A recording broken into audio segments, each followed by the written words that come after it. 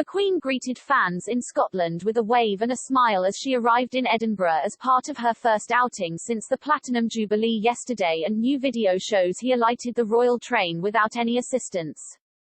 A royal assistant stood ready to help Her Majesty down the steps onto the platform, but she descended the steps without any help, dressed in a powder blue coat with a pearl and diamante trim hat.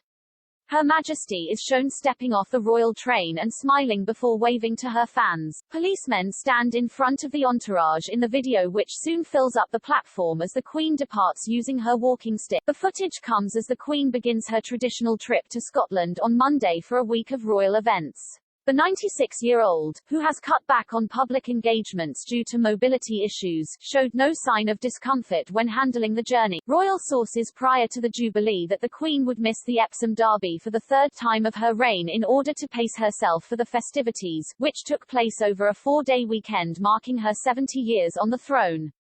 But she was all smiles as she took part in the historic ceremony of the Keys on Monday, the traditional opener to Holyrood Week for the royal family. The Queen, who has a deep love for Scotland, has been joined by her youngest son, Edward, and his wife, Sophie, known as the Earl and Countess of Forfar, while they are in Scotland for the event, which is taking place at the Palace of Holyrood House. The ceremony sees the monarch handed the keys of the city and welcomed to her ancient and hereditary Kingdom of Scotland.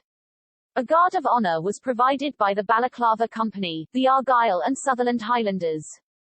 Her Majesty hopes to carry out several engagements this week, and will meet Scottish First Minister Nicola Sturgeon during her stay. However, Her Majesty will not take part in the annual garden party at Holyrood House on Wednesday, the BBC reported. More than 30,000 people are usually invited each year to Buckingham Palace or the Palace of Holyrood House.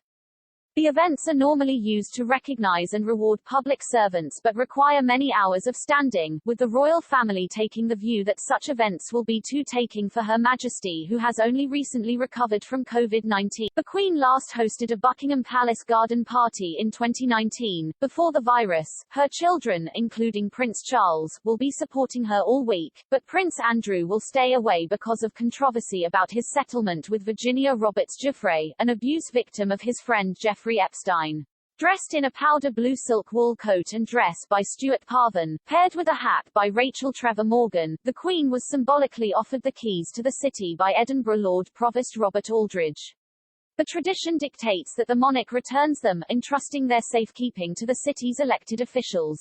The Queen was joined by her youngest son, Edward, and his wife, Sophie, known as the Earl and Countess of Forfar, while they are in Scotland. The Guard of Honour was provided by the Balaclava Company, the Argyll and Sutherland Highlanders, 5th Battalion, the Royal Regiment of Scotland, which was inspected by Edward on the forecourt of the palace during the ceremony. Music was provided by the pipes and drums of the Royal Highland Fusiliers, 2nd Battalion, the Royal Regiment of Scotland, and the Band of the Royal Regiment of Scotland. The trip comes after the recent Platinum Jubilee celebrations for the Queen, in which she pledged to continue to do her job to the best of my ability, supported by my family. Charles, known as the Earl of Rothesay in Scotland, and the Princess Royal will all take part in a series of public engagements north of Hadrian's Wall over the coming days. However, Andrew, known as the Earl of Inverness in Scotland, no longer carries out public duties and will not be involved. It emerged over the weekend that the Queen has defied doctors by getting back in the saddle on her beloved horses, just days after she was seen without the walking stick she has relied on recently.